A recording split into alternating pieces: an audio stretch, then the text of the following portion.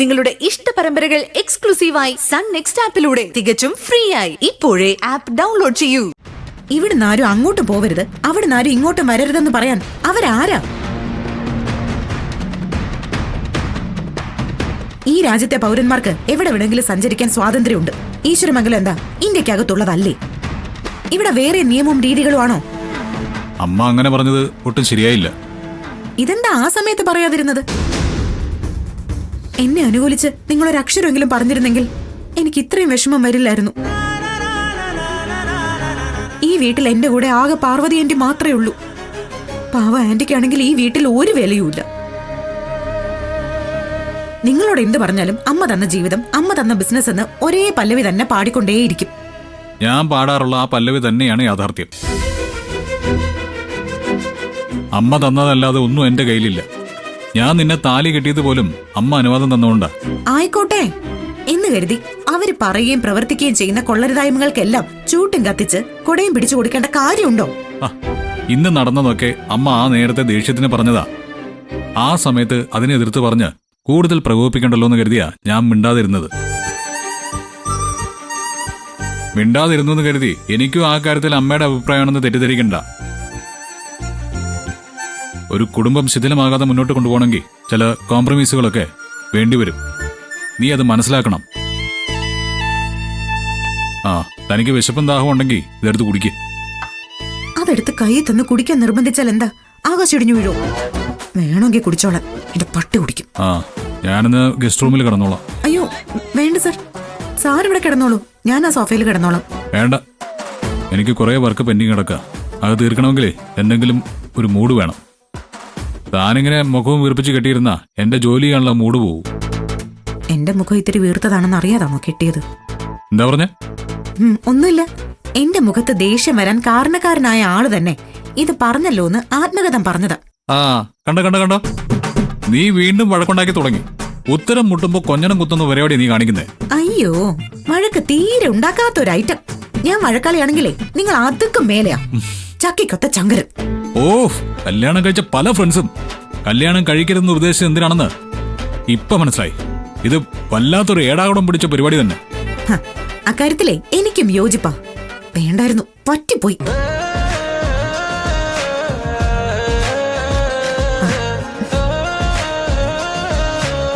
Good night. ഓ ശരി, ഇവിടെ കിടക്കാൻ ഞാൻ പറഞ്ഞു. കേൾക്കാൻ ഭാവമില്ലെങ്കിൽ ചെന്നോ. നിങ്ങൾക്കേ കൂട്ടിന് കൊതുകാണ് ബെസ്റ്റ്. നിനക്ക് പിന്നെ കൂട്ടിന് കൊതുകല്ലാതെ ഹിപ്പോപ്പൊട്ടാമസ് വരുമോ? ഇല്ലല്ലോ. ശരി, good night. Good night.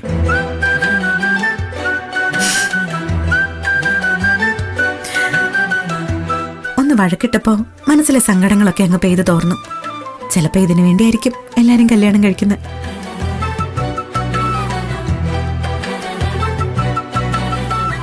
Gautam, നിനക്കെന്താ ഉറക്കമൊന്നുമില്ലേ? അത് എനിക്ക് പ്രധാനപ്പെട്ട ചില വർക്കുകൾ ചെയ്യാനുണ്ട്. ഉറങ്ങാൻ വൈകും. മുറിയിൽ ലൈറ്റ് ഇട്ട് നിധിയെ ഡിസ്റ്റർബ് ചെയ്യണ്ടെന്ന് വിചാരിച്ചു. ഈ പറഞ്ഞതൊക്കെ സത്യമാണോ? അതോ നിന്റെ പാറു ഇവിടെ പ്രതിഷ്ഠിച്ച പുതിയ മരുമകള് നിന്നെ റൂമിൽ നിന്ന് ചവിട്ടി പുറത്താക്കിയതാണോ? അയ്യോ അല്ല, നിധി അങ്ങനെ ആരോടും പെരുമാറില്ലമ്മേ. അവൾക്ക് നമ്മളോടൊക്കെ വലിയ ബഹുമാനമാണ്. അവളുടെ ബഹുമാനത്തെക്കുറിച്ച് പറഞ്ഞ് നീ അവളെ പുകഴ്ത്താനൊന്നും ശ്രമിക്കണ്ട. ഇത്തിരി കാശുള്ളവരോട് അവൾക്ക് എത്രത്തോളം പുച്ഛമാണെന്ന് എനിക്ക് പണ്ടേ അറിയാം. അതൊക്കെ പഴയ കാര്യങ്ങളല്ലമ്മേ. ആ ദേഷ്യമൊന്നും അമ്മ ഇനി മനസ്സിൽ വെച്ചോണ്ടിരിക്കരുത്. അതൊക്കെ മനസ്സിൽ വെച്ച് ഇപ്പോഴും എന്നെ അപമാനിക്കുന്നത് അവളാണ്. അവളുടെ വീട്ടുകാര് നിന്നെ അപമാനിച്ചതുപോലും എന്നോടുള്ള അവളുടെ വിരോധം കാരണമാ. നീ അത് മനസ്സിലാക്കണം ഗൗതം. അമ്മയെ ഒരിക്കലും പറഞ്ഞു തിരുത്താൻ കഴിയില്ല. എതിർക്കാതിരിക്കുന്നതാണ് നല്ലത്. ഗൗതം, നീ എന്താ ഒന്നും പറയാത്തത്? ഞാൻ പറഞ്ഞത് ശരിയല്ലേ? അതെ, വളരെ ശരിയാ. ഞാൻ അപ്പുറത്തെ റൂമിലിരുന്ന് വർക്ക് ചെയ്യാന്നാ കരുതിയത്.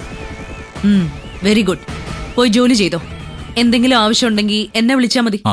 ശരിയമ്മ. ഞാൻ ഉദ്ദേശിച്ചതുപോലെ തന്നെ കാര്യങ്ങളൊക്കെ നടക്കുന്നുണ്ട്. എന്നെ അപമാനിച്ചവൾ എന്റെ മകന്റെ കൂടെ സ്വസ്ഥമായി ജീവിക്കാൻ ഞാൻ അനുവദിക്കില്ല. അവളെ ഞാൻ ഇവിടുന്ന് തുരത്തും.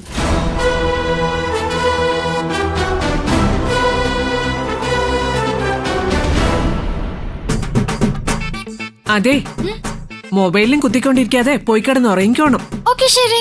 ആ ചെല്ല്.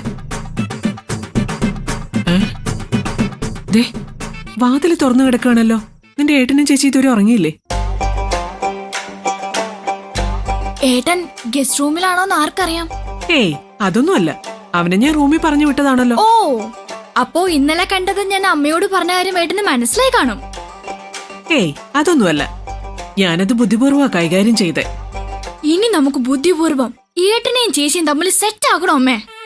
ഏ എന്താ പറഞ്ഞത്? സെറ്റ് ആക്കണെന്നോ? ആ, ആകെ ഒരു പാൽക്കുപ്പിയുടെ വലിപ്പുള്ള പെണ്ണ പറയുന്നത് മുഴുവൻ ഈ നീളമുള്ള വാക്കുകളാ. ഓടി പോയി കിടന്ന് ഉറങ്ങടി. ഇനിയും ഏട്ടൻ സെറ്റിയിലും ഗസ്റ്റ് റൂമിലും ഒക്കെ കിടക്കും. കണ്ടാലും ഞാൻ അമ്മയോട് പറയില്ല. ടോക്സിക് മതിൽ ഭയങ്കര ജാടയാ. പോയി എവിടുന്ന്.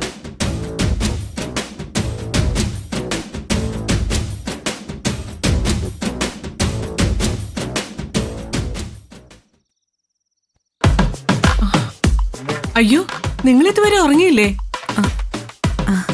ഇല്ല. അമ്മ വരൂ. അല്ല, ഗൗത എവിടെ? വാഷ്റൂമിലാണോ? അല്ല, പിന്നെ ഗസ്റ്റ് റൂമിൽ എന്തോ ജോലി ചെയ്തോണ്ടിരിക്കുക. എന്താ അവൻ ഇവിടെ ഇരുന്ന് ജോലി ചെയ്യാത്ത? നിങ്ങൾ തമ്മിൽ വഴക്കിട്ടോ? സത്യം പറ, അവൻ ഇവിടെയല്ലേ കിടക്കാറുള്ളത്? അല്ല. ഞാൻ അവനോട് കാര്യങ്ങളൊക്കെ പറഞ്ഞ് മനസ്സിലാക്കിയതാണല്ലോ. എന്നിട്ട് അവൻ ഇങ്ങനെയൊക്കെ ചെയ്ത എന്ത് ചെയ്യും? എനിക്കറിയില്ല ആന്റി. ഇവിടെ കിടക്കാൻ ഞാൻ മാക്സിമം പറഞ്ഞതാ. അങ്ങനെ പറഞ്ഞാൽ മാത്രം പോരാ, നീ വിട്ടുകൊടുക്കരുത് മോളെ. ഞാൻ നിനക്ക് എല്ലാം പറഞ്ഞു തന്നതല്ലേ. ഒക്കെ ശരിയാ ആന്റി, പക്ഷെ ഇതിൽ കൂടുതൽ വഴക്കുണ്ടാക്കാൻ എനിക്ക് വയ്യ. ഞാൻ പറഞ്ഞ ഒരു അക്ഷരം അനുസരിക്കില്ല. പിന്നെ ഇന്ന് എന്റെ മൂഡ് ഒട്ടും ശരിയല്ലായിരുന്നു.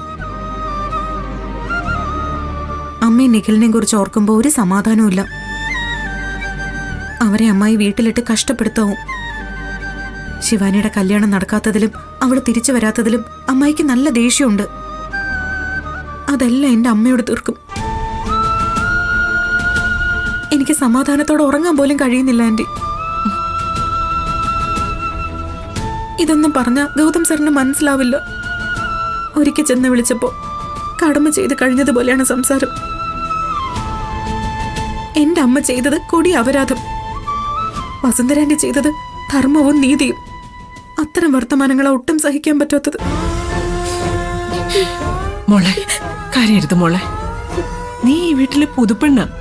നിന്റെ കരച്ചിൽ ഇവിടെ വീണ് കഴിഞ്ഞാൽ ദൈവം പോലും പൊറുക്കില്ല. ഞാൻ കരയില്ല ആന്റി. എന്റെ കണ്ണീര് വീണ് ഒരു ശാപവും ഈ കുടുംബത്തിനുണ്ടാവില്ല. ചെറുപ്പം മുതലേ കണ്ണീരടക്കാൻ പഠിച്ചവളാണ് നിധി. ഇവിടെ ഞാൻ എന്റെ സങ്കടം മനസ്സിൽ സൂക്ഷിച്ചോളാം. ഇതെന്റെ മാത്രം വിധിയാ. ഇല്ല മോളെ, നീ ഈ കുടുംബത്തിൽ ഇങ്ങനെ സങ്കടം കടിച്ചമർത്തി ജീവിക്കേണ്ടവളല്ല.